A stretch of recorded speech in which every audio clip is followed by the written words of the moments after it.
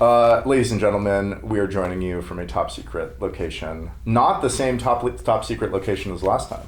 We're switching top secret locations every episode. Exactly, that's right. Nobody can pin us down. The drones that you sent to the last location and blew it up, we weren't there. Sucks to suck. Sucks to suck. Millions have died. Millions have died, yeah.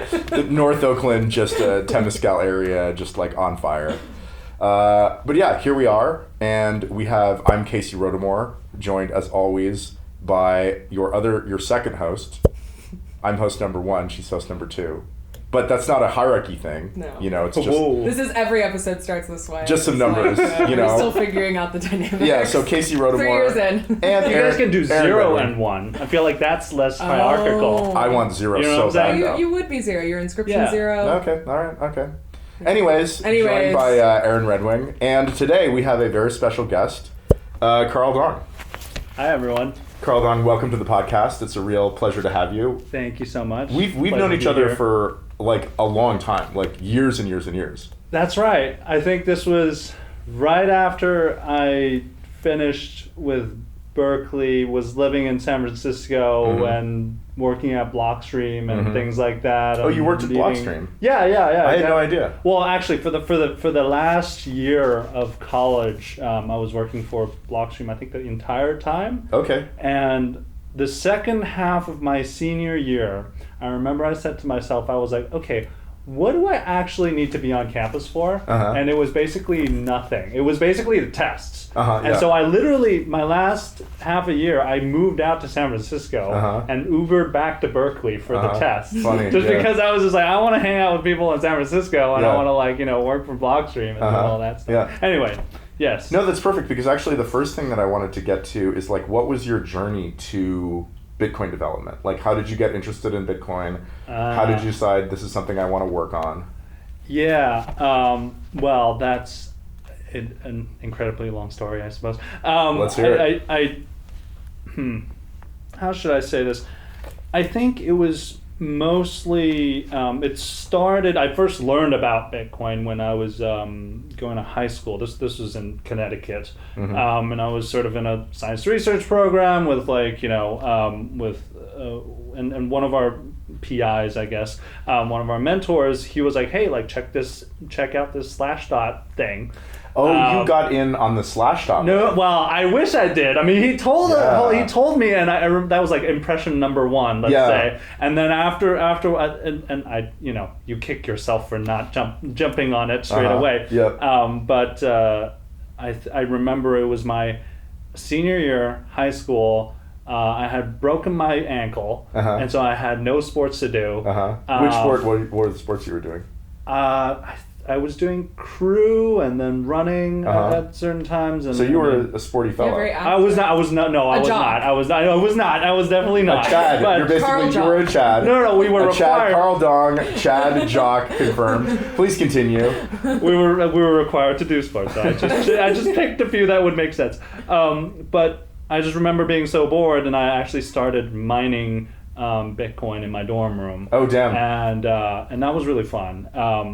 Well, actually, I was mining Dogecoin and then sending it to, I forgot the name of the site, but it automatically converted whatever shitcoin. Oh, yeah, I remember some of those. Like Shapeshift. There was Shapeshift. Yeah, Shapeshift was one of them. One time there was one, I was like, I bought Ethereum at like a low price, like not the pre-sale. Right. And then I didn't pay attention to it for like 6 months. And then I was like, oh shit, I all of a sudden have $36,000 worth of Ethereum. Like I got it for like 1,000. And I was like, what the fuck am I doing for this? And like Shapeshift had started requiring ID at that point or something. No. Yeah, and I found some random one that was like full ghetto. It was like bro, just trust me. Yeah, it was like a word. It was like HTML site, everything. It was like a WordPress blog or something with like a button that like gave you an address, and I was like, all right, and I literally YOLO'd it. And I got the Bitcoin back the other side. Oh, there we go. Yeah. At least you got it back. And it was like some like, Bahamian registration bullshit. That's hilarious. I don't think people understand how good they have it these days. You know what I mean? Like, we did some sketchy shit, I remember being a kid during like summer, and I remember there was some like gambling site or something that took Bitcoin, and you're just supposed to send them something and they give back to you a portion of it. And being a kid, I did not understand any of that. Oh, was that Satoshi Dice? It was, maybe it might have been Satoshi Dice or whatever, and I just like kept doing it. And now I'm thinking back to, I'm like, I actually have that wallet, and I'm like, what the fuck were you doing, man? What is this? Bitcoin is also a way that like kids got access to like serious money. You know what I mean? Like, that's true. Because usually, you're under 18, you can't really access the financial system. Right. But it's like, oh yeah, you can store a private key. Like, okay, 13-year-old, here's $2,000. Here's $10,000. That's you right. want to send it somewhere else? Yeah, go for it. No constraints. No constraints. Yeah. That's right. But anyway, back to the story. I was doing sort of that mining. My roommate did not like that at all. It was very loud. The fans? The fans, the everything, and once I scaled it, once I figured out you can get motherboards that are tailor-made to have the most PCIe lanes, I sort of stacked them as much as I can. Yeah. So you were a real degenerate. I was pretty. There wasn't even a case. This was sitting on the motherboard's box of just a motherboard and 6 GPUs. I've seen some rigs like that. Yeah. That was a fun time. Why didn't you pay off your roommate so that he would be less irritated? Well, I don't know. We were a dorm of, I think, 8 people. And we were on the energy expenditure level of some of like the bigger 100-people dorms on campus. Hell yeah. And I think people just chalked that up to, I must have, They leave the fridge on exactly. Yeah. The meter's broken or something like that. Yeah. But I was just like, oops. Oopsie daisy. That was really fun. That's sometimes how they get weed farmers. They notice that there's a really anomalous... I thought it was the roof. No. I mean, this is just another thing. That's another thing. If you're growing weed in the city, you have these like super high-powered grow lights. They just review like who's using a lot of electricity and show a cop to like have a cop show up and knock on the door. Like, what are you doing in here? Right. Yeah. I mean, weed growing, another exple of like people don't know how good they have it now. Oh yeah, right. Yeah, I mean you can just grow weed in your backyard in California. That's true. Some of us do. Yeah, we should. Very good. Can we sell? How much bureaucracy would be involved in selling HMP like branded weed? I mean, I would have to be regulated as like a weed. As grower. a weed dealer, yeah. Like we could brand something. It'd be great probably. merch. I mean, the HMP Chronic. Yeah. HMP Chronic. Yeah. Sign me up. I want some of that. Nice. That sounds great. So you didn't get into Bitcoin originally, it sounds like, for like an ideological reason. You kind of got into it because it was like fun and you could make money and there was a technical challenge. Right. Well, that's sort of one side of that, right? The other side of that was, my family is from China, and I saw... Where in China? In Shanghai, okay, actually. So I grew up in Shanghai and When London. did you come here? How old were you? When I came to the States, that was 10th grade. What is 10th grade? You're like 16. 16-ish. Okay. Yeah, exactly. Yeah, so for high school. But before, I was also in London for a bit and things like that, right? But I think, part of the... part of that experience of coming here to study and everything else was I started realizing that a lot of these countries, they have controls on capital flow, right? Like, did you encounter that? Was that ever a practical issue for your family, being in 2 countries at once? That you just couldn't move money the way that your family needed to do things like pay for school or... Yeah, we're not trying to like move a bunch of money out, but it was mostly that like when my family needed to pay for my schooling or things like that, you needed to really specify that it is for schooling and prove that it is for schooling and everything else in order to be able to move money out. Because like China that. tends to be very protective of the yuan and movements of funds outside of the country. Yes. They want to, it's okay for some purposes, not for others. Yes. That kind of thing. And that's a country's prerogative, but for me ideologically, I felt like I think the money is the most money is the best way to convey information fast and convincingly, let's say. Right? And the movement of money. That's a great perspective. I think that bears repeating, that money is simultaneously like a good, like a capital asset, like a thing that you can do things with, but also it's about information. It's about establishing prices and, I mean, everything is a relative price. Everything is priced in terms of everything else. And Yes. then like money and prices in money are the way that we find out what is valuable, you know, and Yes. that is information. Yes, no, Yeah. exactly. That's exactly what it is. And so, yeah, that's sort of why I got into it, I suppose. Mm-hmm. And I found throughout the years that Bitcoin keeps pulling me back. Oh, yeah. I think that's a thing that always happens. Yeah, I find that true for myself as well. Like, I don't ever, maybe I have periods where I'm less interested in Bitcoin, but I always come back and get more interested. Like, my base level of obsession never drops to zero. Exactly. You know? Yeah. Yes. It's a very it's an overarching theme, let's say. So, you know, when I was in college first year, I was just like, I'm into UI UX design, and I was a freelance designer for a long time.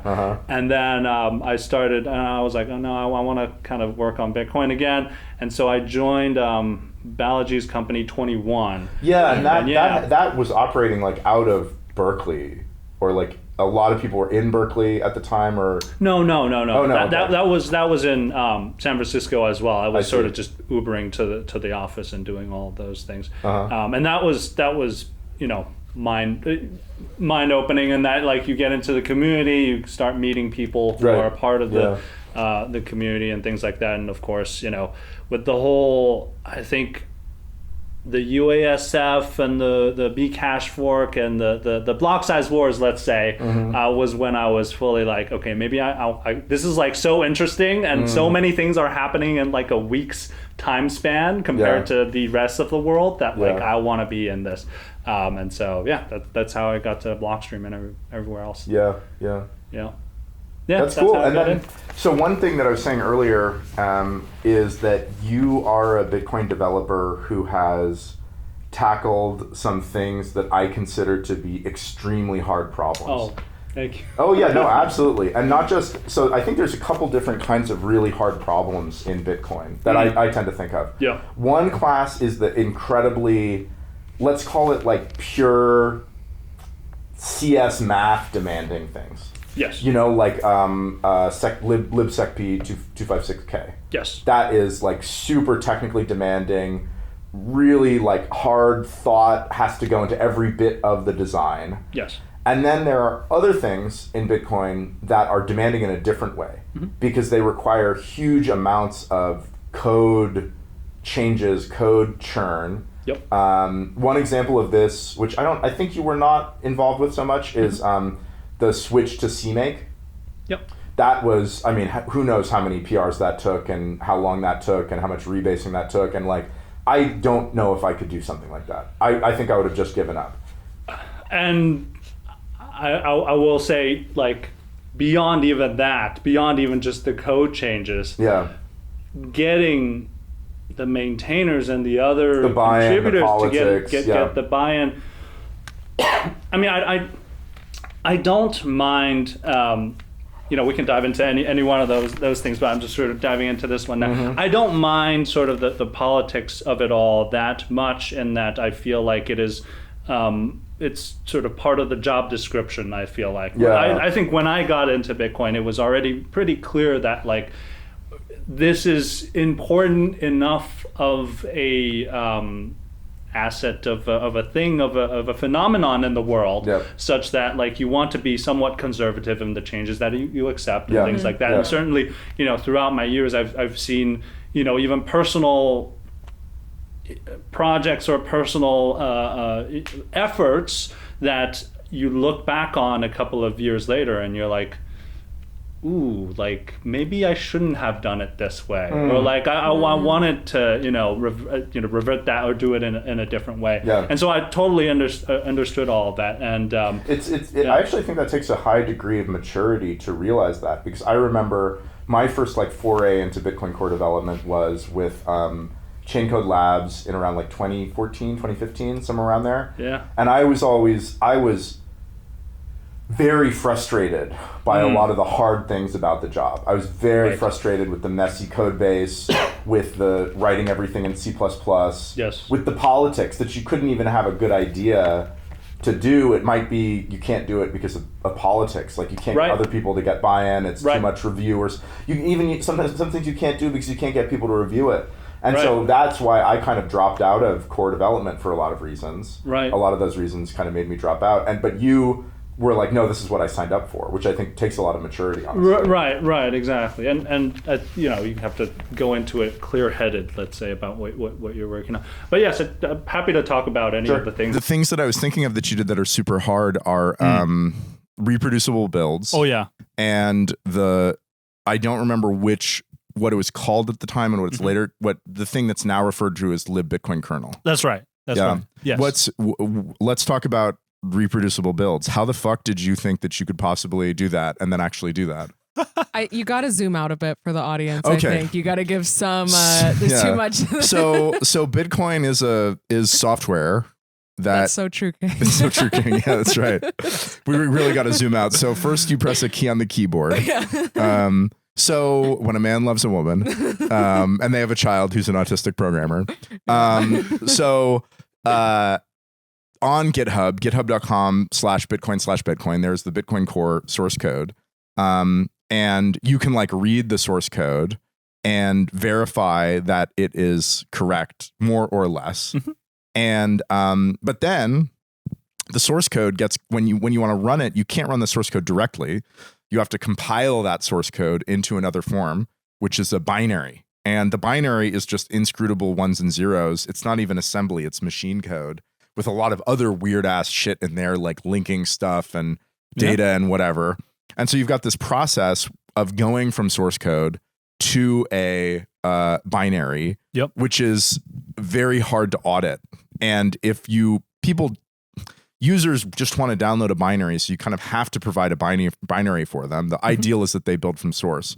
But if you're providing a binary for them, you want to somehow prove that the binary that users are downloading is the binary that is what derived the source from the source code. Yeah, exactly. It's the source code and the app are corresponding. Yeah, let's say faithful derivation of the the source code. And the usual way that you verify that two files are equal is one way is with a cryptographic hash function, which takes the data and digests it into 256 bytes.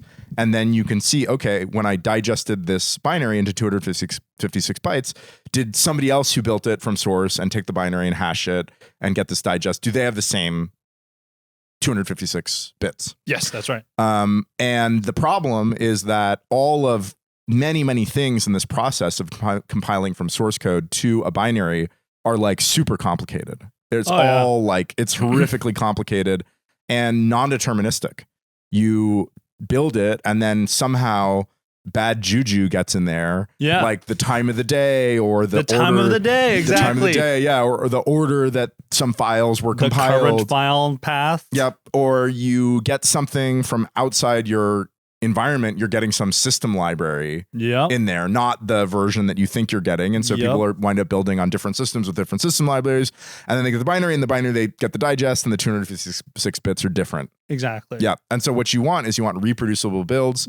So every Bitcoin Core developer can build it, see what the hash is, and then sign that hash and say, I think that this is the correct build for this thing. Right. And all the core developers are all producing signatures over the same hash. Right. And then you do a release of Bitcoin Core, and everybody knows this one is good. It was signed off on by all these core developers. Right. Oh, exactly. Beautiful. You could not do that a while ago. But it was a very different process back then. I think. And I want to stress here for the listeners that it doesn't have to be a Bitcoin Core developer that does this. You can follow the steps yourself and this was actually what got me into this. And I don't know the politics behind this, but back when I was young and foolish, let's say, I was running a UASF node. Oh, nice. In college. You were out there on the front lines. Yeah, I think I even posted the Facebook picture of my little Raspberry Pi to nobody understood what was going on. You're come and Facebook. Take it. Yeah. Right. Something like that. It's keep the mic a little bit more. Yes. Yeah, there you go. Perfect. And so when we were doing that, I remember one of the instructions was like, hey, if you want to verify your build, do a Gitian build. I think Gitian back then was the way that Bitcoin Core did reproducible builds. And I got really interested into that because I'm one of those people who like get a lot of dopamine from watching build logs scroll by. Oh yeah, like one of my, you know what I'm saying? I used to right? have Gentoo, and I had to recompile Firefox, and so just like hours of like those fucking build logs like going through, you know. The Gentoo feeling is amazing. No, I remember. Yeah, one of the best ways I used to procrastinate for like final exams was just like, I'm going to install Plan 9 today. Oh hell yeah! And try to get things to work and compile. Yeah. But anyway, yeah, that was fun. So what Gitian did was, if I can remember this correctly, was it built a VM and ran the build and sort of apt-get installed everything and then ran that build inside that VM. It was somewhat Docker-like in that sense. And one of the things that I thought about was, okay, this Gitian process is, first of all, very distro dependent in that it only ran basically on Ubuntu. The Debian instructions were somewhat broken. I tried to start an Arch instruction, but it was just almost impossible with the version differences. It was just not a great time to run, and it was very heavy. You're starting up a VM and things like that. And I remember this was, I think it was on IRC or somewhere, somebody pointed out that there's a fundamental problem with this process as well. And this was going back to Ken Thompson's presentation on the trusting trust problem. Right? And the trusting trust problem is this. If you have a compiler, compilers are things that turn source code into binaries, right? But what compiles a compiler? It is who watches the Watchman. Exactly. Yeah. Who watches the Watchman? It is a previous version of a compiler. And the thought experiment Which goes, compiler compiled that compiler? Right, exactly. And so it's turtles all the way down, right? It's I think in one of my I gave a talk about this. I use the analogy of yogurt, right? Like to get yogurt to make yogurt, you need some yogurt, and then you put yogurt it to milk. To milk. Exactly, and then you get more yogurt. And so but what's interesting, the interesting observation there is you can, let's say we have all these generations of compilers.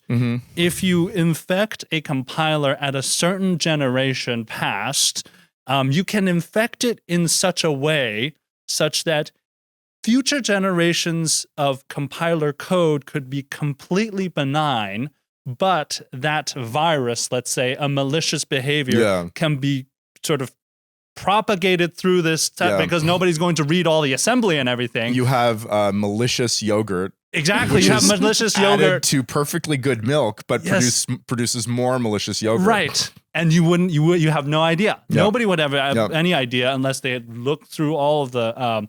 And so that was one of the things that I was thinking about was tool chain security. Yeah. Right? Because we were spinning up an Ubuntu Ubuntu at Debian, I forgot. One of those VMs, and then just downloading binaries for GCC, for Clang, for the tool chain and everything else. And I was like, okay, what is actually the cheapest way to infiltrate Bitcoin or whatever it is? It's not, going to, let's look at the cryptography and let's figure this out or whatever. Let's open a weird malicious PR on Bitcoin Core. Right, exactly. It's like, well, that's like very visible, and also like everybody can see it and everything else. What would be the easiest way? Okay, well, let's just try to get something. Let's $5-6 wrench an Ubuntu maintainer, right? Like make him produce a binary for a tool chain. That's bad.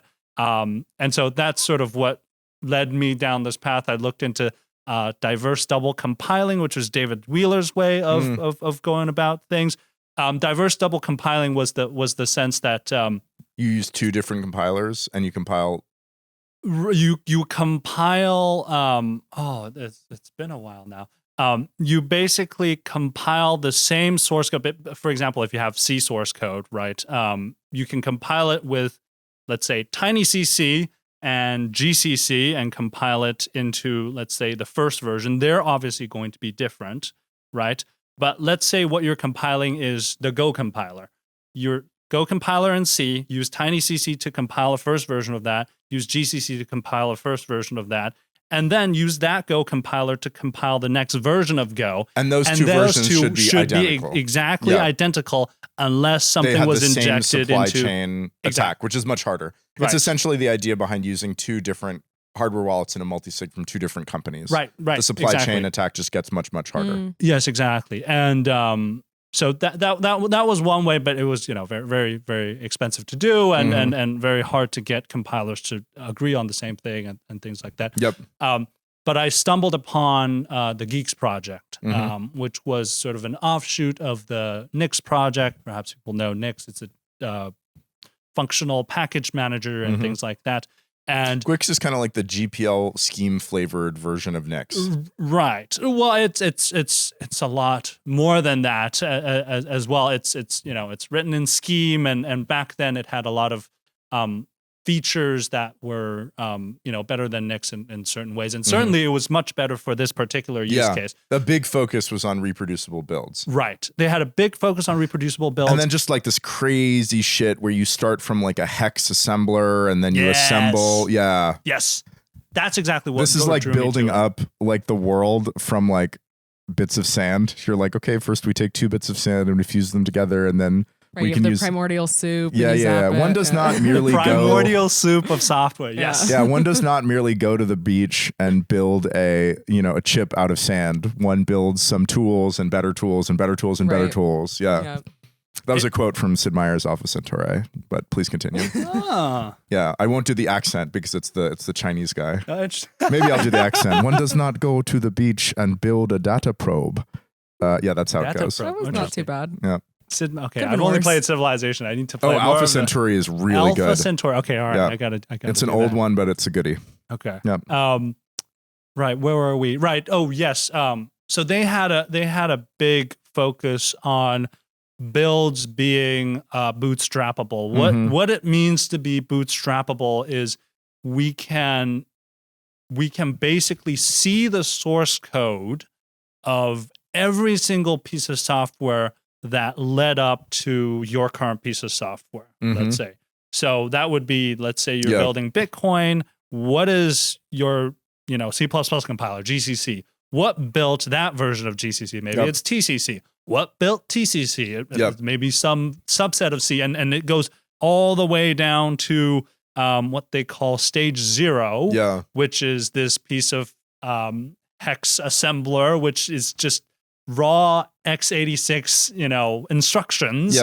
But it is so heavily commented, and it's just like 500 bytes of it. And so you could, understand it, let's say, in a few hours and understand what it does. And that is the base of that pyramid. And they found a path from that up to GCC and then to the rest of the world. It's funny. It's like actually an inverted pyramid because like the base is very, very small, very easy to understand. So small, yes. And then it gets you up to, I mean, the main problem of doing reproducible builds is the complexity of the languages that we use. Yes. The languages that people like to program in are very, very complex. They have a lot of features.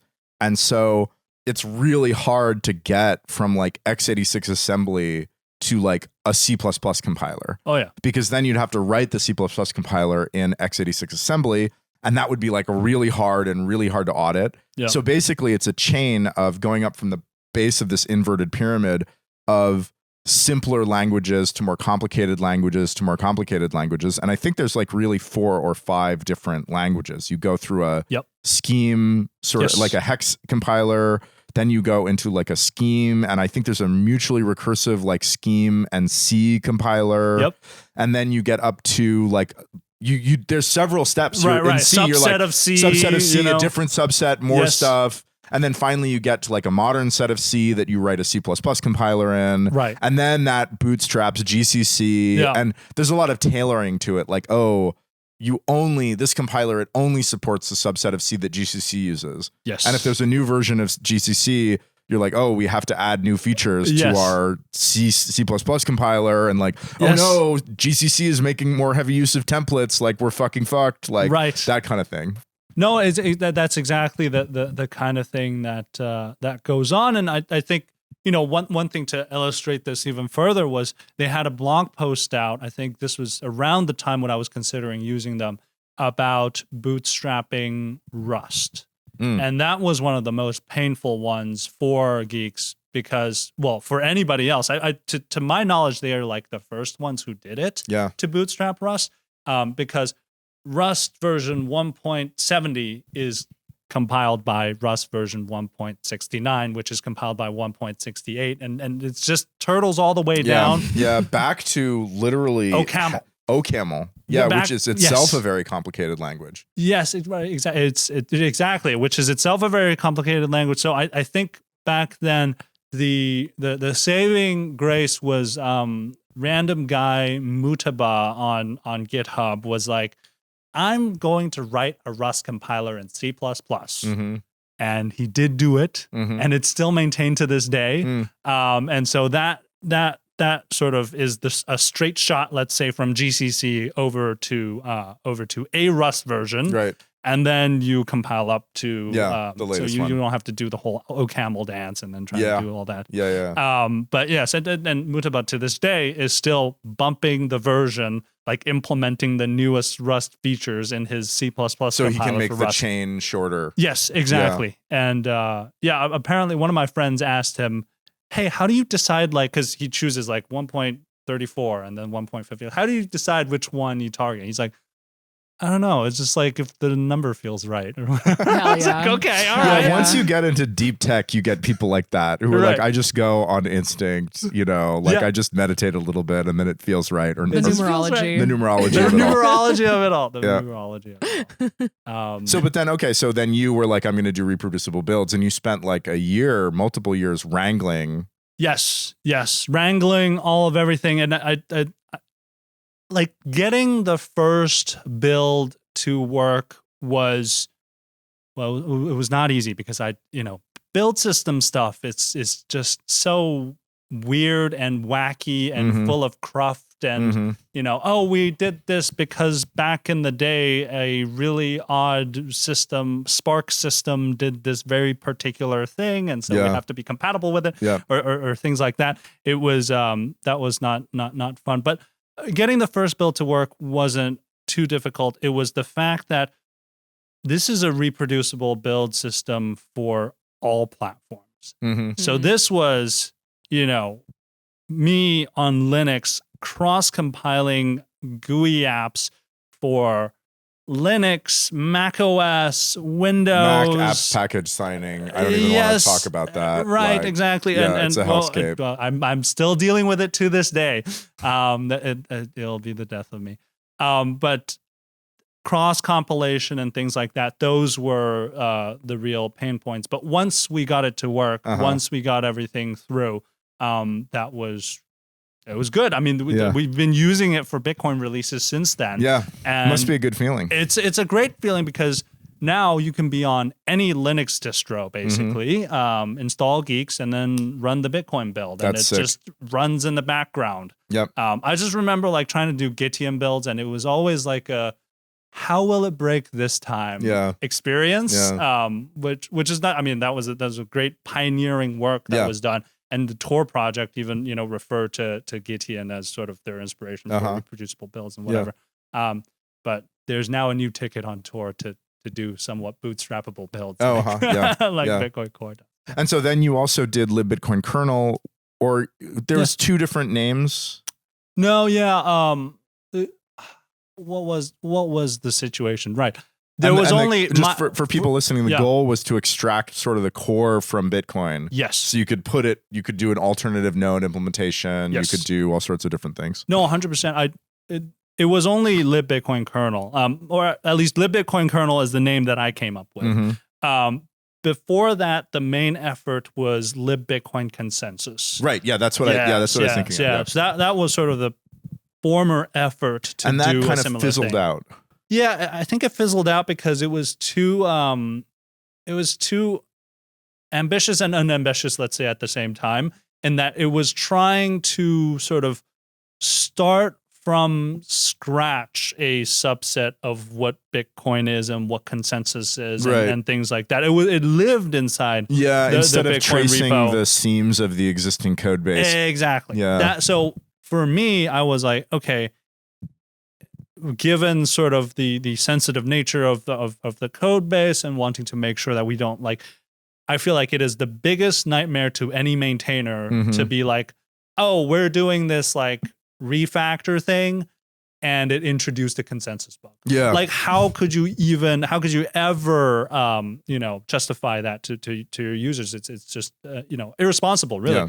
Right. And so I was like, okay, it seems like I want this to happen. I want people to be able to experiment, let's say, with Bitcoin, with alternative implementations, but remain compatible with Bitcoin Core's consensus engine. I think that was very important to me because it is perhaps likely that someday somebody implements another node. It gets very popular, let's say, and maybe gets 20-something% of the network, and then consensus incompatible with Bitcoin Core, and we have this whole huge chain split where it's just a disaster for everybody, right?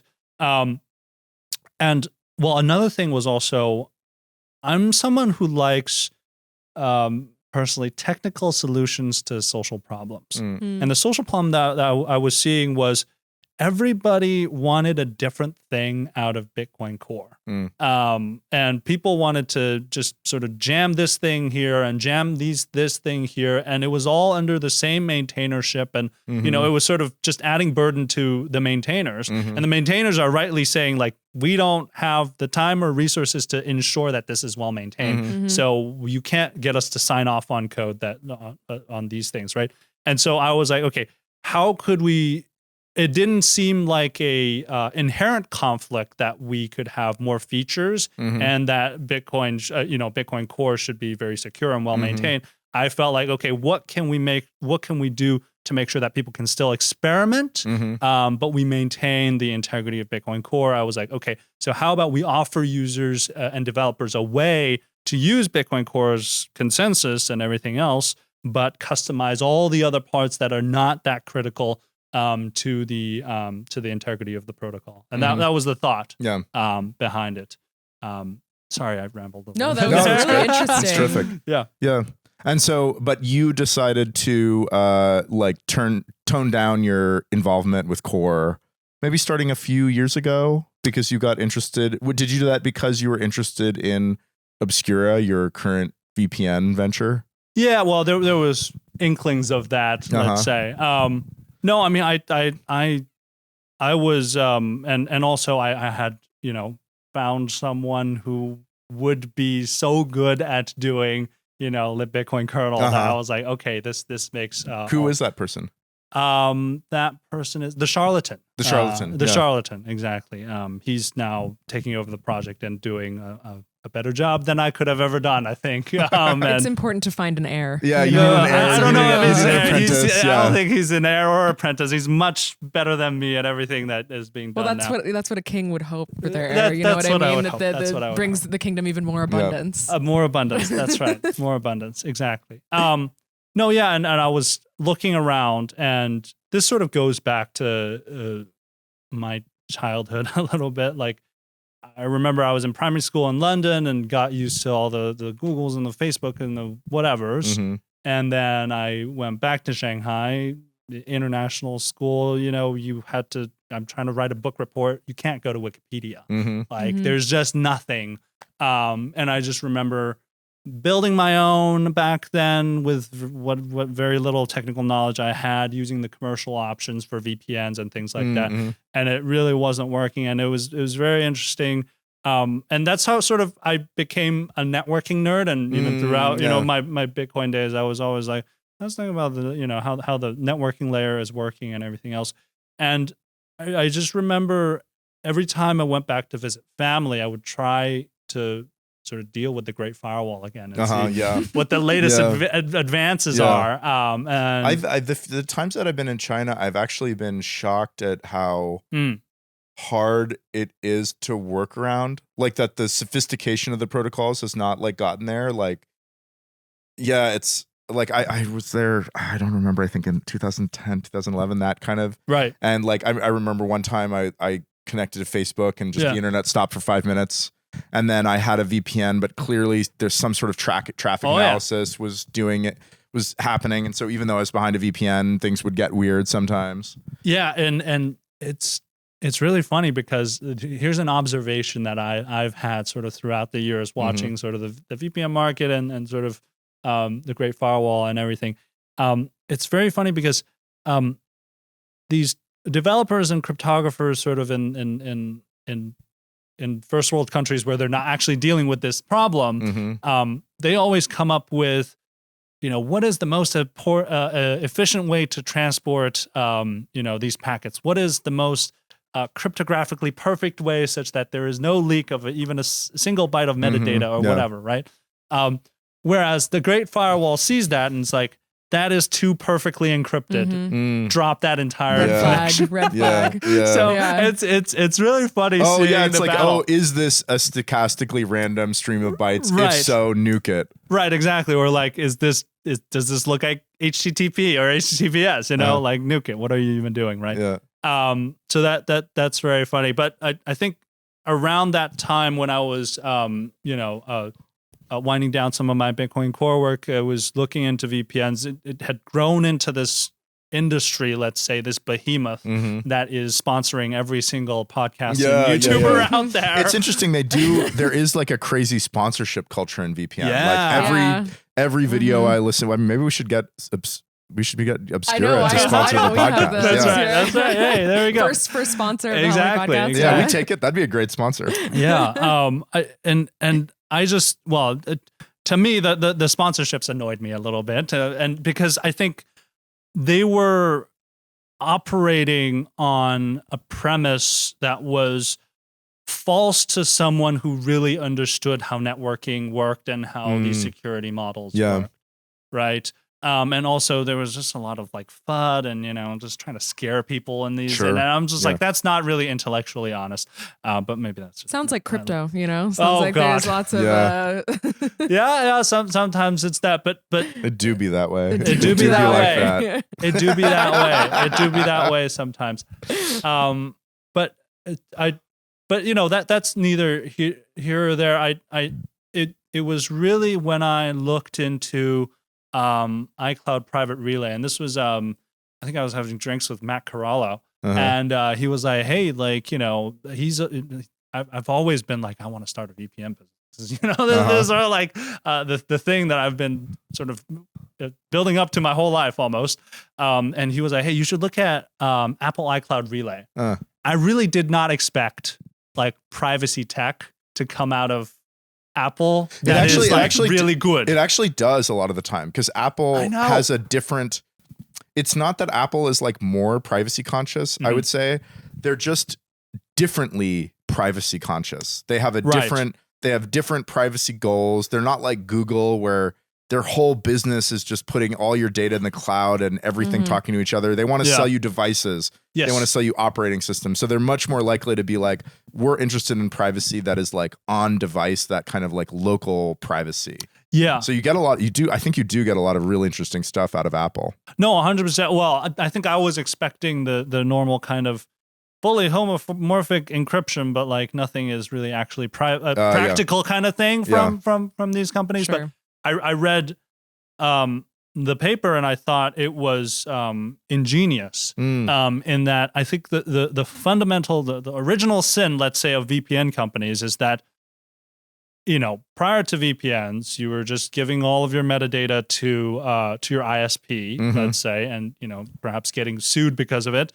And if you buy a VPN, they say you're private, but you're basically just giving all the same things to the VPN company. Right. And they're sort of an unregulated entity. Like maybe the benefit is they don't know your address or something. Well, they do. Because most of them take credit card and need your billing address, right? I use a service which is really good called Virtual Post Mail. Virtual post mail. Okay. Yeah, for $20 a month, you can get a mailbox, and they scan your mail and send you PDFs. And it means when ad?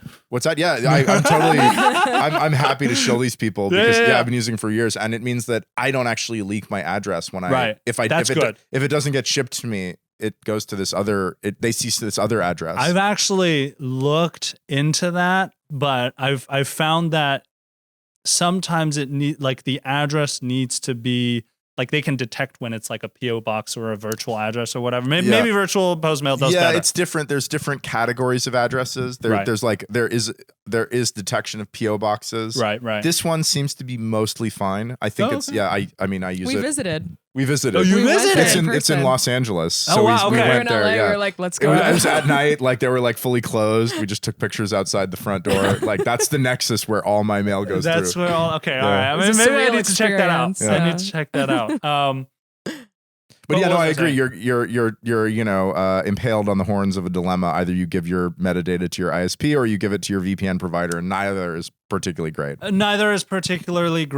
And so I think the ingenious thing about Apple's iCloud relay scheme, which is basically the two-party hop system, the two-party relay system, is this. You have one party. I'll just talk in terms of how Obscura works. In terms of Obscura is the first hop, and Mulvad is the second hop.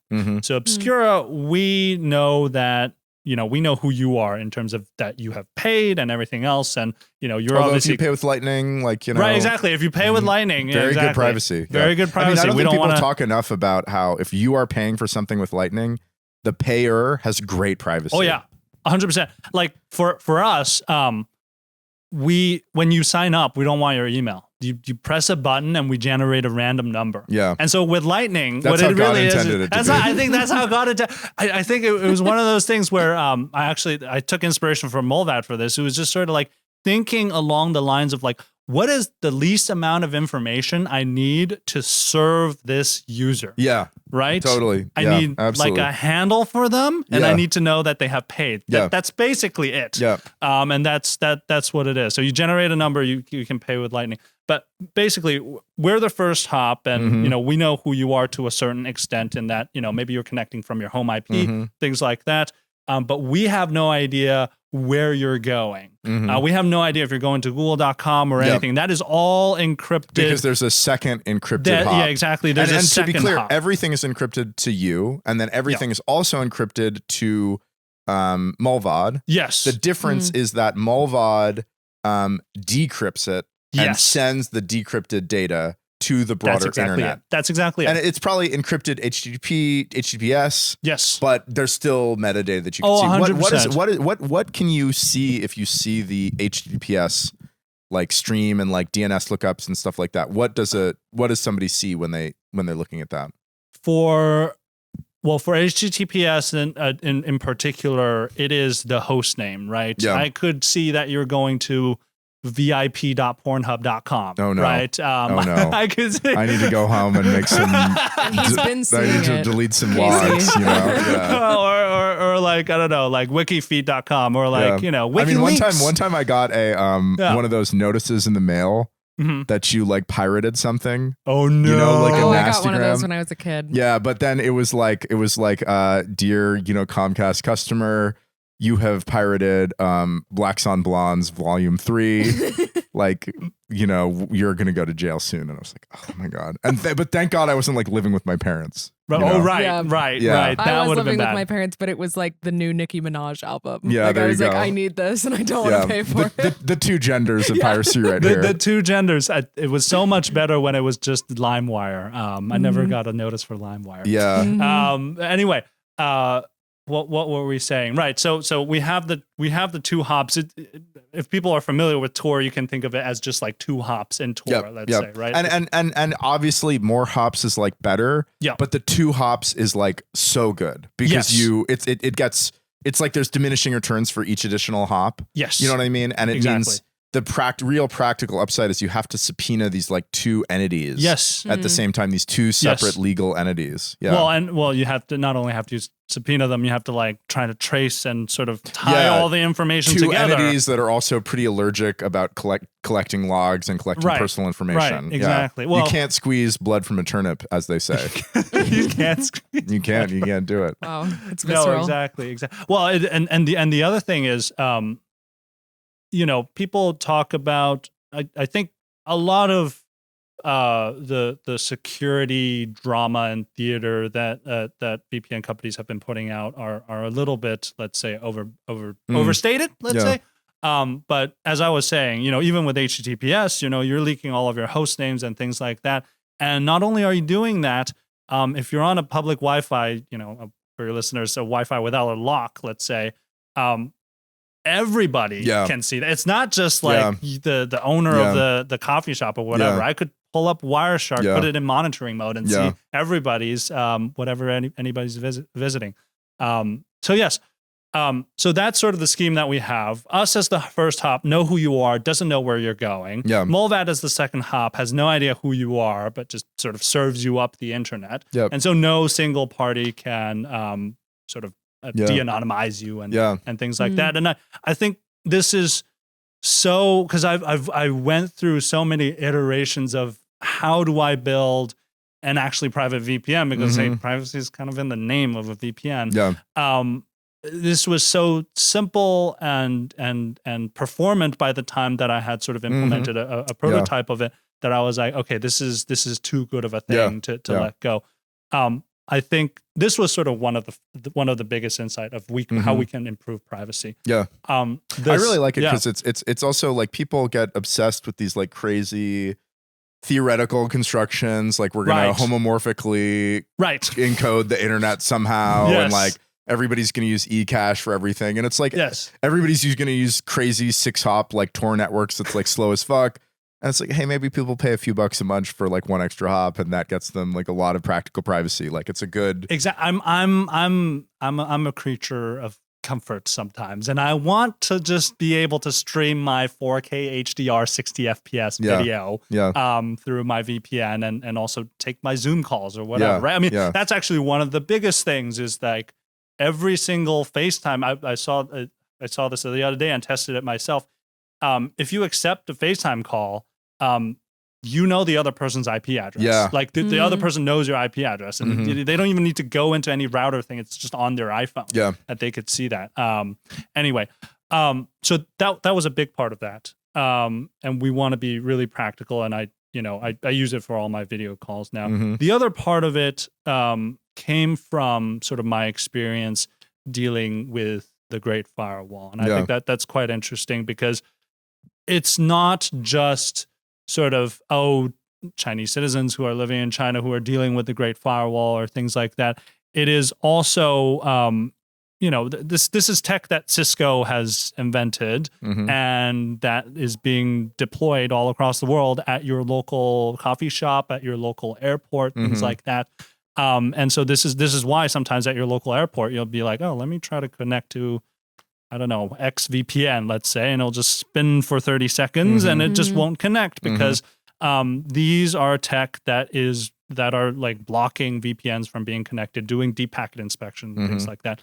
And the key insight that I had, that I think the community of people who are building these tunneling protocols had of in terms of being under a like China's Great Firewall, was that these sensors, they want to censor traffic, but they also want the good traffic to get through. And so the best way is to look like the good traffic as much as possible to make yourself indistinguishable. So what does Obscura traffic look like to somebody doing monitoring on the first hop? Right. What it looks like to people is we look like HTTP3 packets. Nice. And that's very important, because over time the internet is going to switch over to HTTP3, and we'll nerd out a little bit about why HTTP3 and not HTTP2 a little bit, but because HTTP2 is more widely deployed and everything else. I mean, it looks like HTTP3 packet, and this is a much better improvement than the current state of art. The current state of art is WireGuard, and we love WireGuard, and we use WireGuard in our architecture and whatever. But WireGuard is just so darn easy to detect. Yeah. It literally has a fixed magic byte at the beginning. Yeah, there you go. You don't even have to allocate any memory to like detect. Yeah. Like, you can literally write an IP tables rule without any plugins to block WireGuard traffic. And so for us, it was about making sure that, we work everywhere, right? Our three things is, can't log, won't lag, works anywhere, right? Yep. And we want to make sure that we work anywhere. And by using obfuscation, we look like HTTP traffic. To the sensors, they're like, okay, this kind of looks legit, so we're going to let it through. And that's what we use. And this was also part of Apple's iCloud Relay thing. There were so many layers to the genius of it, which was why I was so inspired by it. And you guys can stop me at any time, but I'll just keep rambling on. No, we love that. The main question is, okay, if you want to look like the rest of the traffic, why don't you use HTTP2? Because everybody's using HTTP2 or HTTP1, right? And the answer to that is, back in the day, people were using TCP, basically, right? TCP is what HTTP1 and HTTP used, and people were, let's say, tunneling WireGuard packets through them or tunneling other things through them. That led to really shaky performance because of the TCP over TCP meltdown.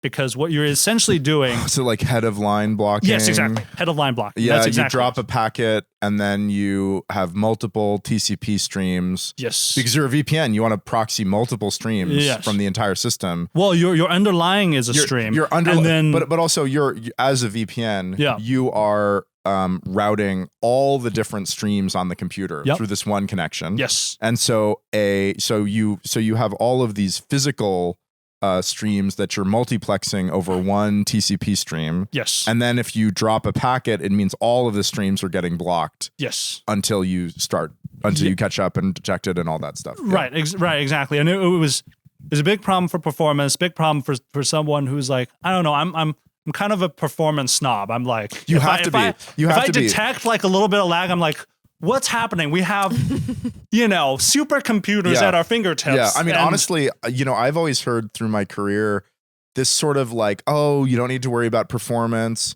When I was studying CS in university, we were still in the phase that like chips were getting faster and faster every year. Right. And one professor of our class said, well, if your program is slow, just wait a year and it'll be fast again. Right. But that ran out. We fucking ran out of that shit. And also a lot of people are like, oh, we can use a language like Python or JavaScript. It's fine. It's like, no, it's fucking not. Your shit's going to get bigger. It's going to get fucking slow. You're going to notice. You're going to have to program in a horrible, unidiomatic way in these languages. Yes. Like you need to plan for performance from the beginning. You need to be a performance snob. Exactly. And especially with network, like, every millisecond counts to me. And right. What was I saying? Right. And so that was really, tunneling over TCP or over HTTP 1 or 2 was really bad because of that. Yep. However, with HTTP 3, they're now using QUIC as the transport protocol, and QUIC allows for it's over UDP, and it has a mode where it allows basically to pass through the properties of UDP, which is it's just unreliable. And UDP being unreliable is exactly like the IP protocols guarantees being unreliable, which means that TCP can run over it just fine. It just doesn't care if a thing is dropped. TCP will operate over it like it was operating over IP. So everything works really great, and everything is smooth, and it was a very sane default, let's say, for us to choose. Pretty interesting. Does that mean that Obscura doesn't have the same properties if you just use it like configuring WireGuard, vanilla WireGuard on your Linux box versus configuring it using the app, the Obscura app? Yeah, exactly. And can it also operate as you just want to use WireGuard and you want to like connect and you don't care about the additional? Yes. Well, we're actually launching this next week. Some people have already found this episode. Yes. Some people have already found the secret page that we have for that. But yes, we have a WireGuard compatibility mode.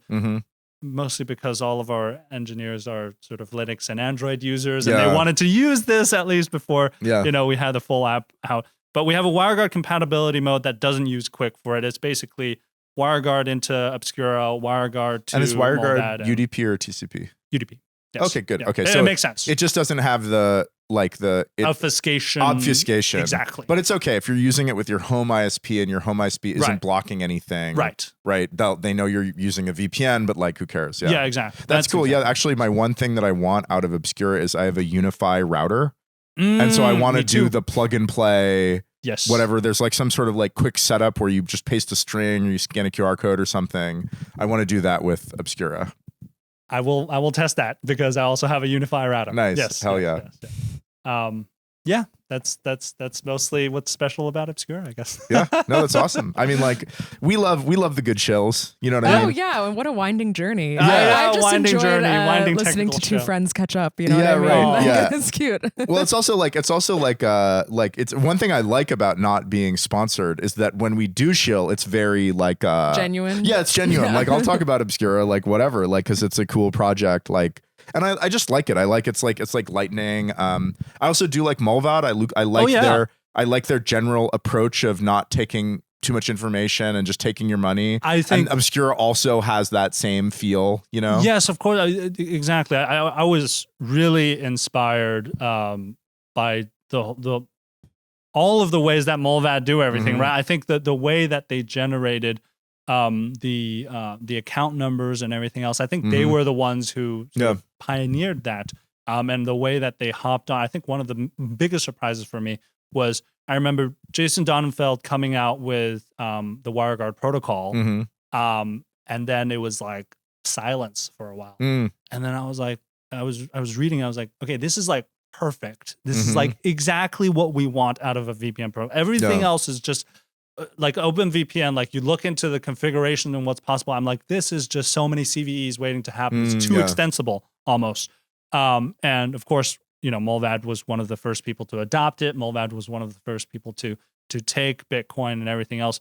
I think what we're doing with Obscura is we want to set the standard for the next generation of, you know, VPN protocols and VPN companies. I think there's a very big, you know, for someone who's worked on Bitcoin Core, I have a higher bar for privacy and what is a product and a privacy product that's worth using and worth having and worth introducing to the world. And I think Obscura is meeting that bar, which is why I'm excited to bring it to people. Nice. How many people work with you on Obscura now? It's me and 4 other engineers. Yeah. Yeah. How's it feel to be like a businessman, like a job creator, like an employer, all that shit? I'm not sure I'd see it that way just yet. I think my official title is head janitor. Yeah, that's actually the way that it has to be. That's the way it should be. Exactly. It's you don't want to get too big. You want to stay humble. You don't want to get too big for your britches. No, exactly. You want to be like I worked at a theater, and sometimes if there was like something fucked up happen in the bathroom, you know what I mean? Code Brown, we're talking about. Code Brown. Yeah, he would be like, "I'll clean it. Like, you guys aren't paid enough for this shit." Yeah. Head janitor. Yeah, exactly. Head janitor. Exactly. But I think it's fun. Shout out to Dale, by the way, one of the best boss I've ever had. Shout out to Dale. Shout out to Dale. Yeah. Yeah. But I think it's truly been one of my. I've been so lucky to work with such talented people, even when I was on Bitcoin Core and everything else, and now sort of being able to build a team of people whose technical talent that I really respect, and have these deep conversations. I think it's a blessing. Yeah, it's a blessing. Absolutely. Blessing. How's the financial side of the business? Are you guys like in startup mode? You're raising money, or you're trying to bootstrap, or what's the strategy there? Yeah, we've raised money, and right now we're growing the customer base, making sure that we become sustainable and things like that. I think, to me, I'm someone on sort of the business side of like keep things really freaking simple. Yeah. In that, like I'm like, okay, this is a business, so we got to make money. So I'm going to charge my that's customers. It's very traditional. Someone around here is not particularly good at that. He's looking at me, but he means himself. Okay, no, Aaron's mercenary. Aaron will like cut you if you don't pay her. I'm like, I don't know, you know, it's fine. No, exactly. You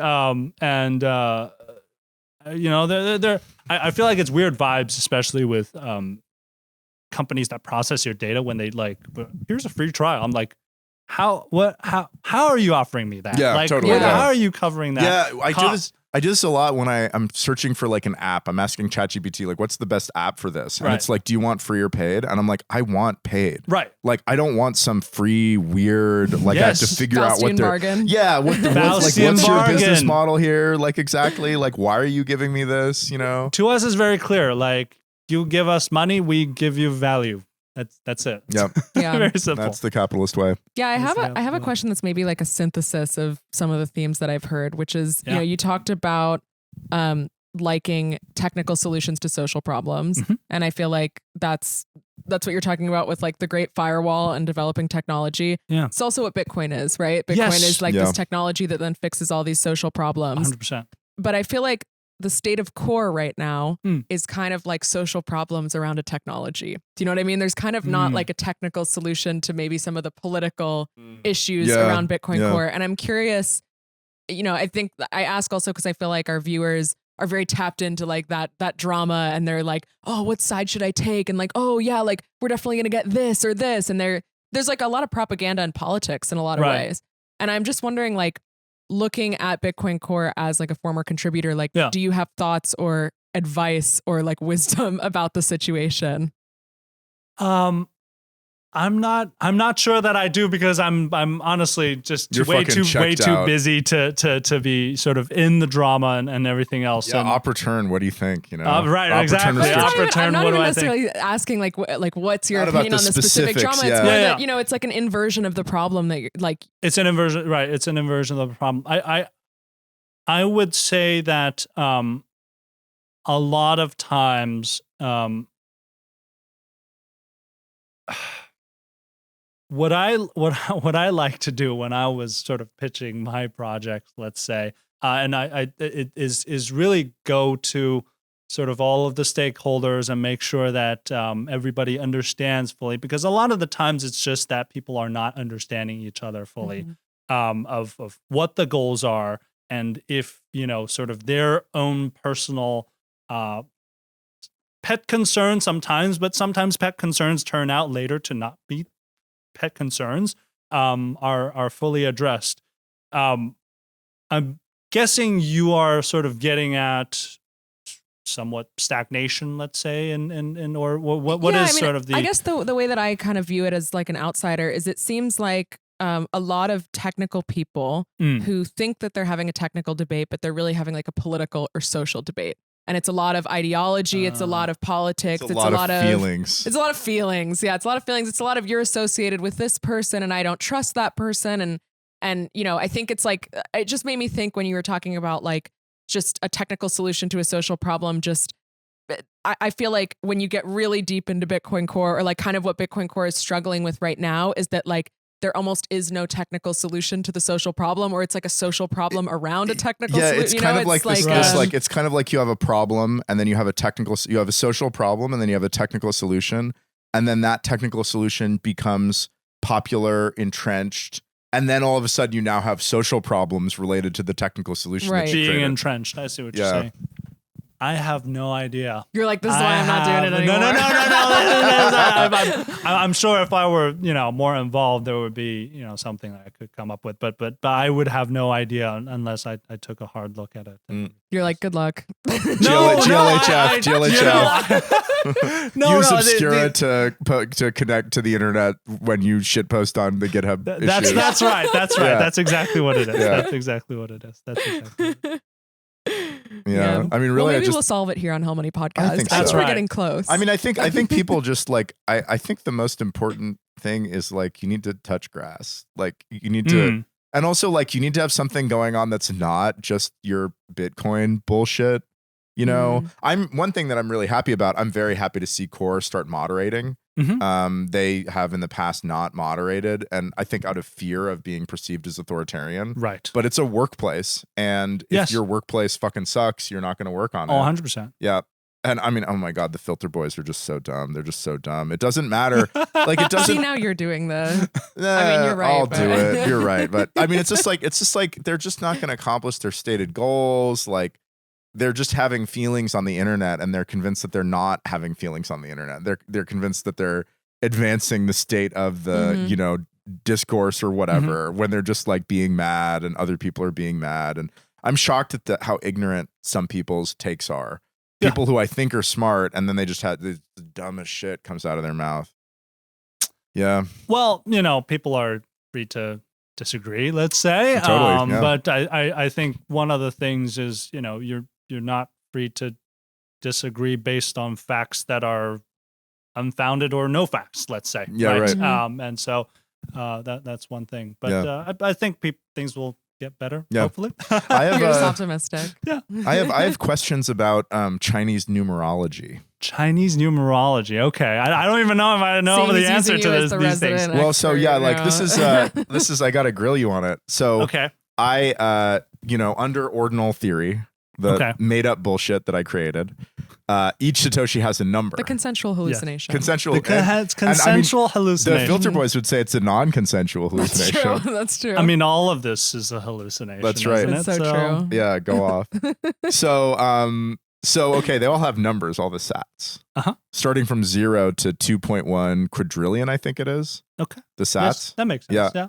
The first 50 billion or 5 billion, I forget, are locked in block 0. Okay. Right.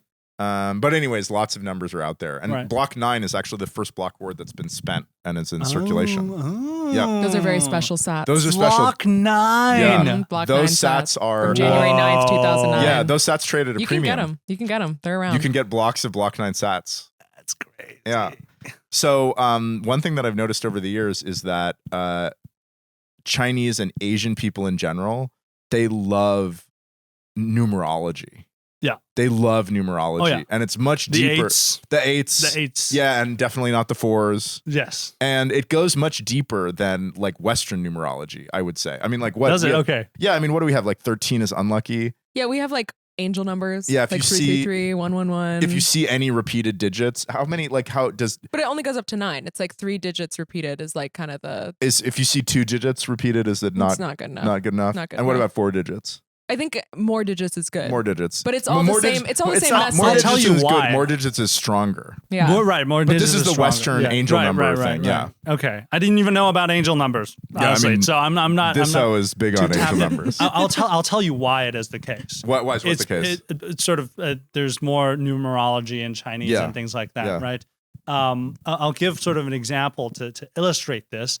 So like 520 in Chinese is Wu Erling. Wu Erling. Wu Erling, exactly. But it sounds very similar to 我爱您, which is I love you. And so on May 20th, I if see. you don't it's give like your Valentine's girlfriend Day, a chocolate shit. thing, you are, sleeping on the couch. Yeah, is really what it is. Right. And so the pronunciation. It feels like there are many of these traps as a Chinese man that if you don't do the right thing at the right time, you're on the couch, Yes, exactly. You're on the HMP casting couch. The HMP casting couch. Exactly, the casting couch. And so I think it's because it's a syllabic language, right? I guess would that be the word to describe it? Each character is a syllable. These numbers are direct transliterations, let's say, of phrases, and so you have interesting. More of those things. Yeah. And then also, like I want to sats have all these different attributes under ordinal theory. Oh, there's different there's just a sat number which starts at 0 and goes to 2.1 quadrillion. Right. 2.1 quadrillion minus 1. Minus 1, or minus more than 1, I think. Minus like a few thousand. Oh, just the way that the having math is like imperfect. And then there's other representations. There's block.offset, which is the block that it appeared in, a period, and then it's offset within the block. So the first sat in the block is 0, the next is 1, the next is 2. So another one. There's also one which is called degree notation, which is based on the repeating cycles in Bitcoin. So it's a combination of like the block, the halving, and the difficulty adjustment period with some. It's called the Chinese remainder theorem that like has these unique representation with this, like weird offset, like GDP, not GDP, GCD, GCD. That's another one. That one's nice because it has a number and then the degree sign and then a number and then the single tick and then a number and the double tick and a number and the triple tick. Whoa, that's kind of cool. It's like coordinates almost. Yep. And those are all unique representations. Each sat has a different representation in those. There's also a percentage-based representation, where it's a percentage of the supply. A percentage of the supply. What percentage of the supply has been mined? Right. Oh, right, right. And in a 64-bit float, which we use, that is also unique representation. You can go from the percent. The 64-bit float. Oh, for the percent. For the percent. Okay, I gotcha. think in a 32-bit float, you don't get enough precision. But in a 64-bit float, you get enough precision to map represent to agree every single... and then back. Oh, okay. As everyone is different. Wow. And then there's other things. There's other attributes. There's is it block 9? About names and stuff like Sats that. have names. Sats have names. You didn't know this? I did not know that. Ordinal theory, get into it. Okay, I'm learning so today. the way that it works is that it's a base 26 numbering system. Okay. Where it's 26 letters, the letters A through Z. You guys didn't use the Urbit language for this? No, that has all sorts of problems. That has all sorts of problems. So it's base 26, and that maps all of the numbers to a name, to a sequence of A through Z. It's a little bit different because it has a little, like, it goes like A to Z, and then it goes Z to AA. It doesn't go Z like to Excel. like... Yeah, exactly. It's not like it goes from 9 to 10. Right. But that one is actually backwards. So the names start large and they go small because otherwise the short names would all be trapped in the first block. All the good names. So the last sat is A, and the sats that we're in now are like the 8-10 character range, and they get smaller as the supply goes out. So I need to get the Obscura sat. Oh yeah, and that's probably in like 75 years or something. Right. It's probably in like. Are spaces in there? No, there are no spaces. Okay, there's just and no numbers. Alpha, no numbers. Okay, just the alphabet. Yeah. Not alphanumeric. Okay. Yep, and then there's other things like when the number is a palindrome.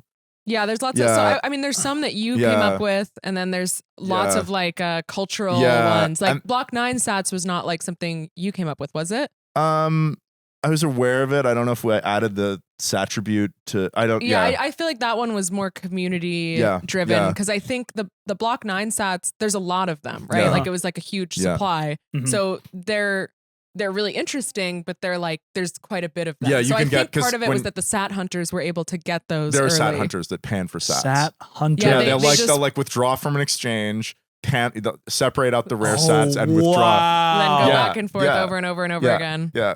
I want to see sort of the ops team at the exchange being like, what? Yeah, they're like, seriously. Yeah. One of them was doing like $1 billion a day. Not in total, but in like cycling. Right. Just cycling. Cycling through. There's also the first sat of the block. There's a rarity scheme. So the first sat of the block, it's at least uncommon. Right. And if it's the first sat of the first block after a difficulty adjustment, it's rare. Yep. And if it's the first sat after the first block of the halving, it's epic. And then actually there's this cycle that nobody really knows about, that the difficulty adjustment and the halving coincide every 32 years. 32 years. Or 24. It's 2032 that it happens for the first 2032 time. is the first so time. Whatever, and that one eight. is epic. No, legendary. Legendary. Yeah, the difficulty adjustment. The halving is epic. Right. And then that is legendary. And then Sat 0 is mythic. Is mythic. Yeah. Nobody can have that one. Exactly. Nobody can have that. There was a group of people that bought the epic Sat from this last halving for 33 Bitcoin. Yeah. Mostly Chinese. Really? It was it? Almost all Chinese. Oh yeah, the people who ran it. It was a Chinese cabal. Cabal, yeah. So there's all these like different sat attributes. Wow. And some of them I came up with, some of them the community came up with. Right. Right now I'm working on a new sat attribute based on Chinese numerology. Okay. Yeah, and Carl Dong, I need your help. Okay, all right. I don't know if I can be much help, but I'm happy to listen. It's interesting. Yeah, I've started to sort of get into it, and one interesting thing that I've learned is that it feels like there's kind of two strains of Chinese numerology. You already know more than I do. Oh, damn. Okay. No, but this is you'll See, he's just cornering. This is. Are you Chinese? Right. Do you know do you like Chinese numerology? No, but I want to hear about this, no matter if I'm Chinese or not. Well, the interesting thing that I've run into is it feels like there's two strains. One is like personal fortune telling. Okay. You're trying to see like how can I find a wife? What should I do about my job? When's a good time to travel? That's pretty common. That kind of stuff. Yeah. But then there's like what I would call like augury, like which is like augury. Well, an augur is a term for somebody in the Roman Empire usually who would observe the pattern of birds and read divine portents out of them. Right. So what I'm interested actually is that I'm interested in a more sort of broad fortune telling about like empires and the globe and the earth and like what is happening at certain times. Yep. And so this means that I have to go away from certain kinds of Chinese fortune telling and towards other kinds of Chinese fortune telling. So for example, like there's the Chinese zodiac, but that's related to a person. Yep. You know what I mean? Not a Do you know the I don't even know if there's a word in English. I mean, it's sort of something to do with the Chinese calendar of, every day there is sort of good things to do and bad things to do. Oh, yeah, sure. Yeah. That's based on the number 60, right? I have no idea if it's based on numbers or whatever. I just remember seeing Chinese calendars and they would have on this day, good, get married, bad, find a job. Things like an almanac, like a farmer's almanac. Exactly. Yes, farmer's almanacs also have some stuff which is like kind of like superstitious and not necessarily just like when to plant the crops. Right. So yeah, like that kind of thing where it's like, and I'm the initial scheme I came up with is very simple, which was I just take the number of 8s in the number and subtract the number of 4s. Well, there we go. To get a luck score. That's something, yeah. But then the thing is other numbers have meanings. You know what I mean? Yes. There's the other 8 digits have meanings. That's right. Do you have associations with any of the other 8 digits? Not really. I'm not a numerology guy. I feel like 8 and 4 are really like 8 and 4 are the powerful ones. Right. Yeah. Exactly. But then there's also something like, okay, what if it's like 888 and then 444? Do they cancel each other out? Right. Or because is that extra rare? Yeah, because the 8 digits are like higher. Right. So maybe the 8 digits are like extra auspicious because they're in the thousands and 10,000s place. Right. And the 4 digits, they're in the lowly. But if you do 888 minus 444, you get 444.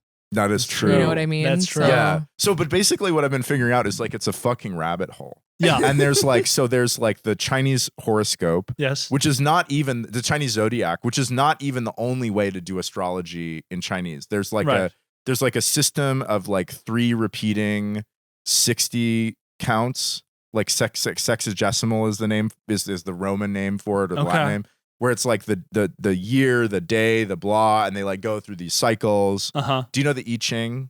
Yes. The hexagrams?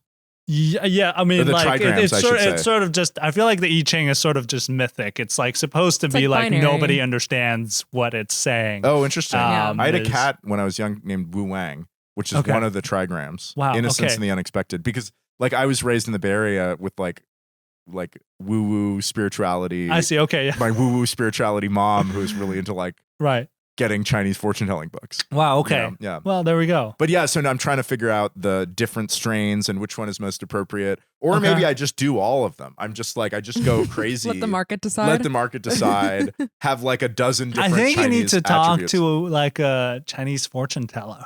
I do. You know what I'm saying? Yeah, I know, expert. Maybe that's a podcast episode. Yeah. Actually, there you go. Yeah, and I want to do it in different places. Ideally, I'd like to talk to somebody in Hong Kong, someone in the mainland, and someone in Taiwan. Yeah, and maybe someone in Macau because they gamble a lot, and that's so true. numbers and luck and stuff they'll be big on. That's true. Yeah, that's true. But what's your advice?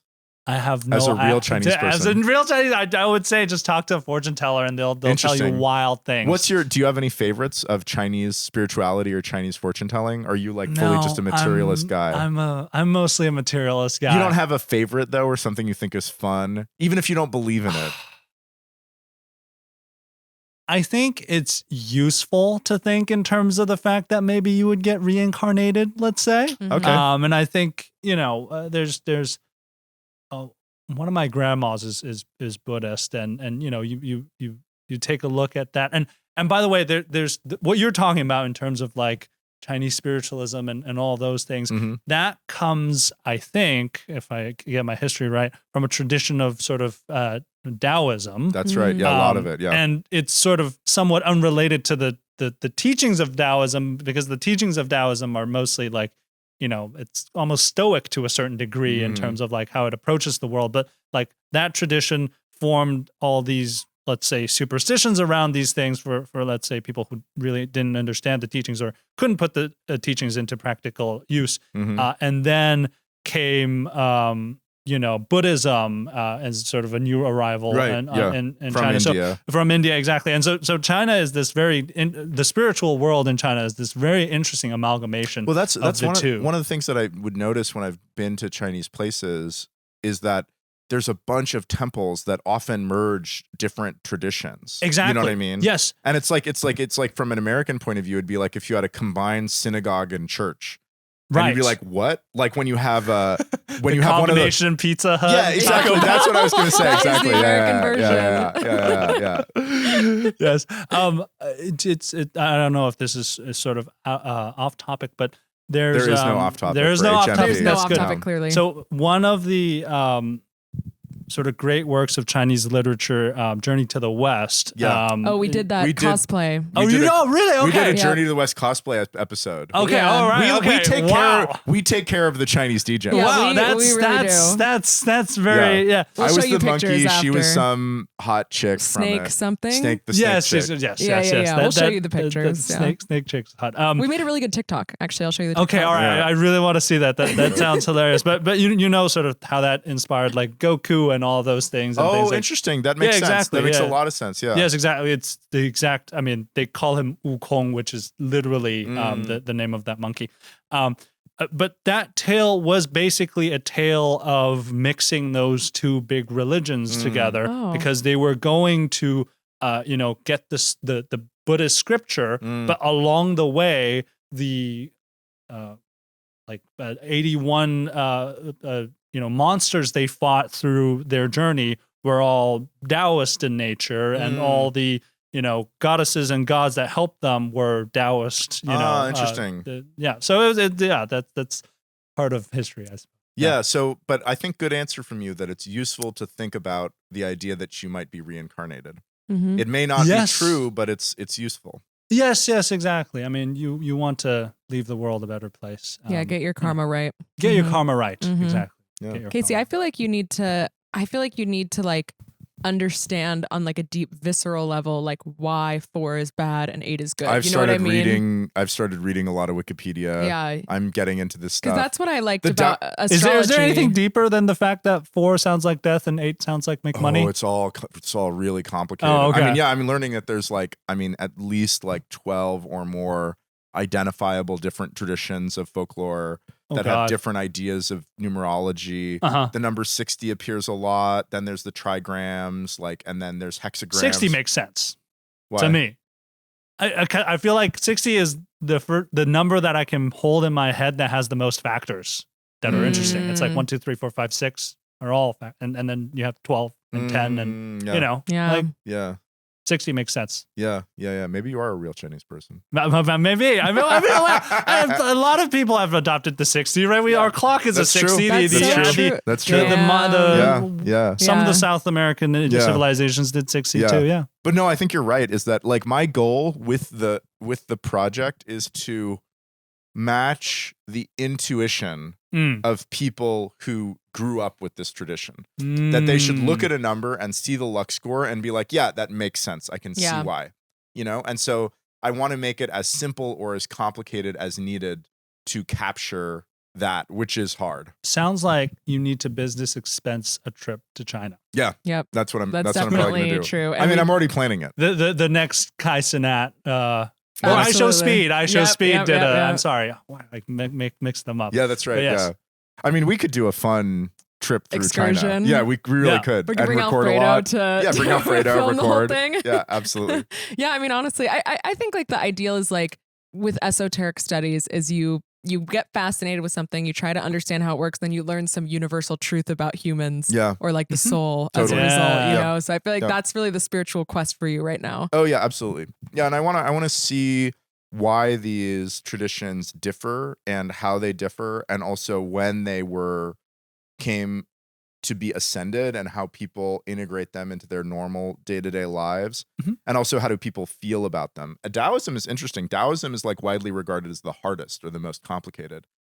To me, it's the one that I like resonate with because I like the I Ching, and also like growing up in the East Bay, a lot of people who probably didn't understand Taoism at all talking about it a lot. You know what I mean?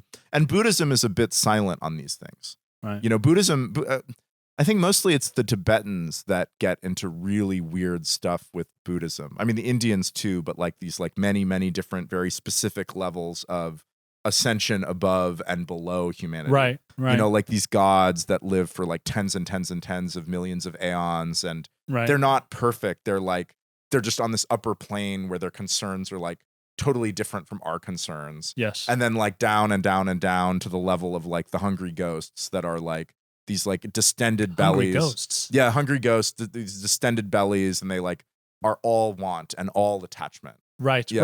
Right. Yeah. We're all hungry ghosts, I suppose. Interesting.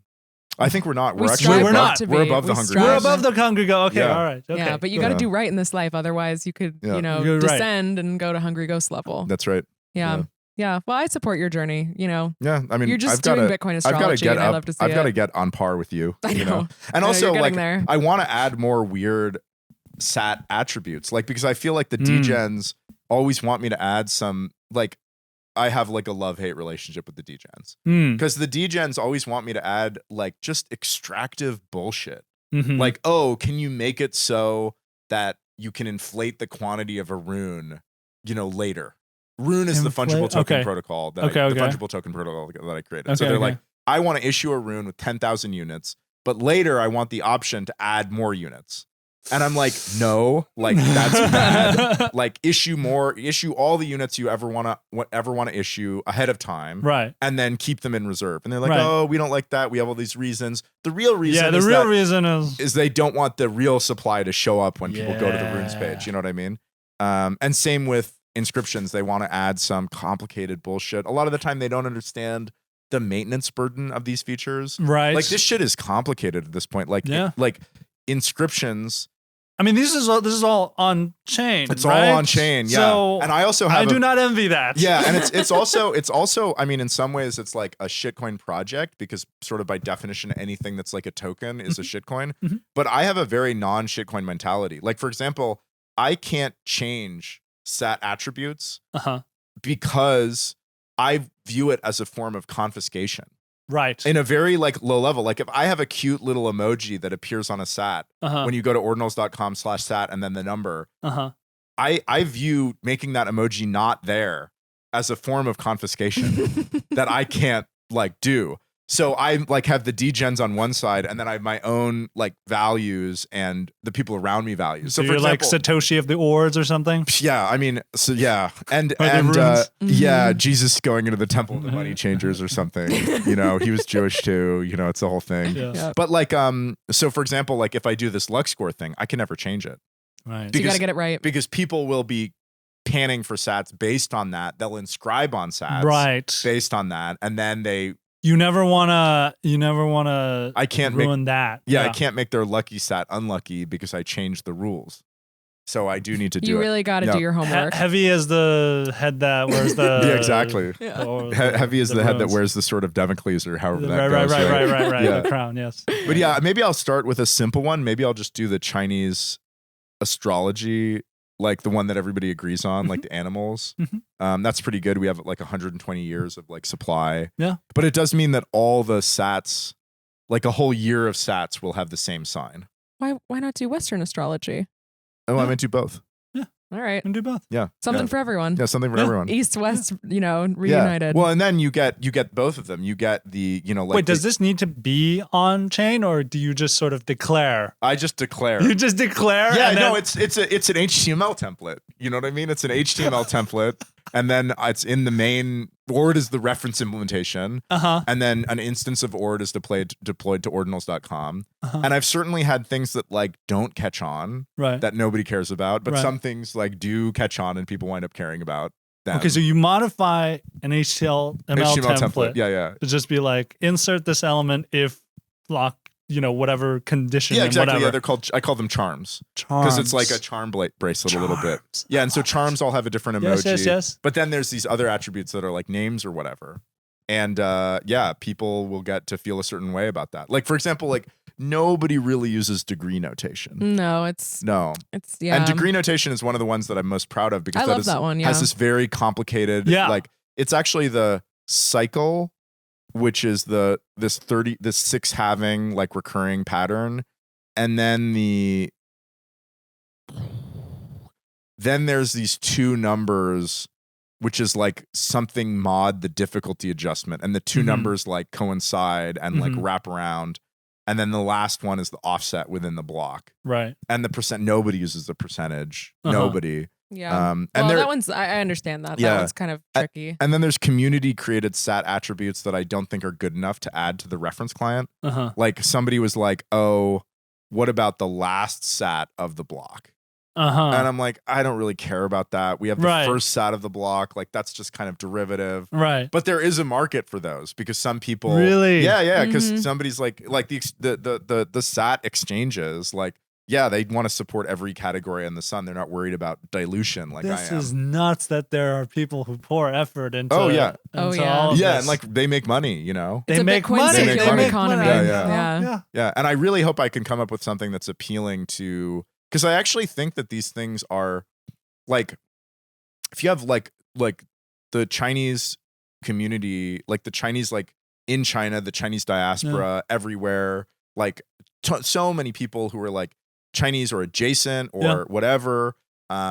If there was a numerological component that they really like clicked with, like that would be, they would think that was fun. Yeah. And it would get a whole lot of people into Bitcoin. You gotta have some fun. You gotta have some fun. Absolutely. Yeah. And then you could put it on a Sats card. That's right. Yeah. And we're doing custom ordinal Sats cards.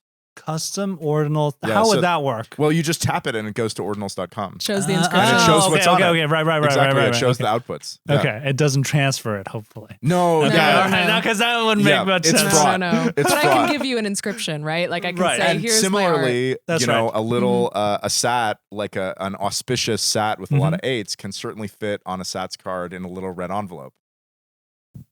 Ooh, that's good. Yeah. That's good. Yeah. That's good. That's good. Exactly. That's very good. That's very good. Yeah. And it's I view it as kind the future. And I also view it as the more than merrier. Like I would like to do Western astrology. I think that's cool. It's got to be good. That one's actually really hard because you have to render the chart. For it to be interesting, you've got to render the chart, and I'd probably have to write some custom like SVG rendering code so that the server returns a nice chart. I would love that. Yeah. I need that. Yep. Yeah. Why don't you just do the emoji? Yeah, you could just do the sign. There's just more to it. There's more to it. There's a lot more to it than just a sign. I need to see the page. I need to see the page. You've learned so much. I'm so proud of you. But then you could find Sats that had interesting combinations. That's like year of the boar and also some particular sign. Right. You know what I mean? That like overlap. Oh, and it's auspicious. And it's like rare. It's the first SAT of the block. Like there's a lot of depth that you can create there. That's very. And it's really easy because it's just an HTML template. Although it's easy. It's hard in an interesting way. It's not hard because I have to do a bunch of programming and write a bunch of tests. It's hard because I have to like write a bunch of do a bunch of research. And if I do something in a way that doesn't match people's intuitions, they're just going to be like, "Oh, that's stupid. This guy, this like white devil doesn't understand Chinese numerology." You know what I mean? This long nose, pale face. But I think it's such interesting work to be doing. I don't know. It's such very important work to be doing. No. It's humanist, right? Like if I think about like what I would be doing in my spare time. Like this seems like so interesting. You're digging up history, you're digging up culture, you're digging up things like that. I mean, that is that sounds very fun. I think one of the most interesting parts of it is that it's not fully subjective in the sense that I'm not sort of making some piece of art that it's not for anybody. It's very important how it's received. Right. You know what I mean? So it gives it interesting constraints. Well, it keeps you honest, exactly. Keeps me honest, gives me interesting constraints that I do actually have to understand this stuff to do it in a good way. At a deep level, in a way that resonates with the audience that you're trying to talk to. Yeah.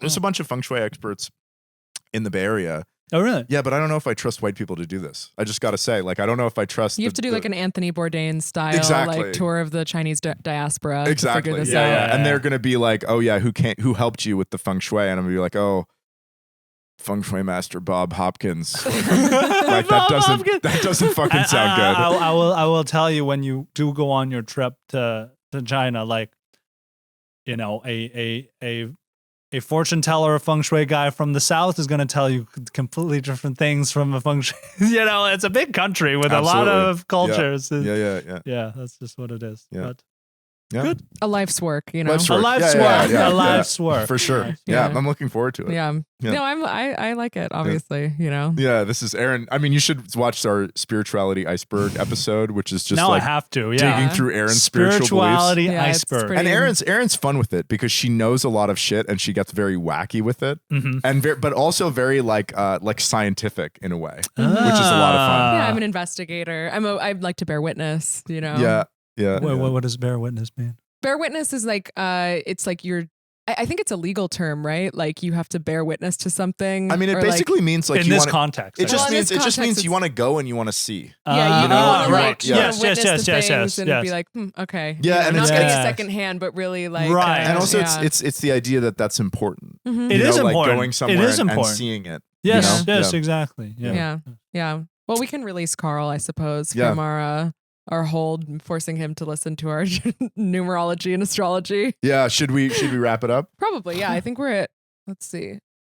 Yeah, we're at like an hour 45. Perfect. So we're pretty good shape. Yeah. Great having you. Awesome to see you. Carl. Yeah, good to see you. Yeah, I'll shake your hand too. There you go.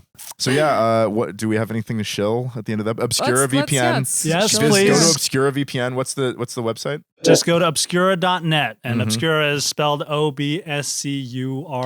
Yep. I think I spelled that right. Yep. And we'll Atlas see when Obscura, that sat name gets mine. And you can pay that's true. You can pay with Lightning. You can pay with Lightning. You can pay with your credit card. You can pay however you want. Yep. And we're coming out with the WireGuard generators, so it'll work on non-Mac OS as well. Awesome. Yep. Any questions? Just, I don't know, hit me up anywhere. Cool. Well, thanks. Yeah. All right. See you guys next time. Bye. Bye.